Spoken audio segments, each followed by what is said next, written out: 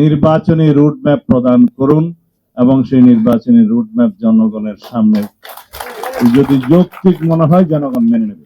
আমরা বলেছি জুলাই আগস্টের মধ্যে নির্বাচন সম্ভব, তারও আগে ইনফ্যাক্ট নির্বাচন সম্ভব, কিন্তু আমরা কিছু সংস্কার করে, আইনি সংস্কার করে এবং প্রাতিষ্ঠানিক সংস্কার করে নির্বাচনমুখী যে সমস্ত সংস্কার প্রয়োজন সেগুলো করে আমরা নির্বাচনে যেতে চাই। কেউ কেউ বলছেন সংস্কার প্রথমে তারপরে নির্বাচন, কেউ কেউ বলছেন নির্বাচন প্রথমে সংস্কার পরে।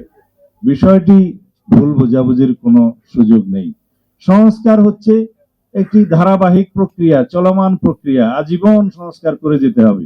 যতদিন দেশ থাকবে ততদিন সংস্কারের মধ্য দিয়ে আমাদেরকে যেতে হবে।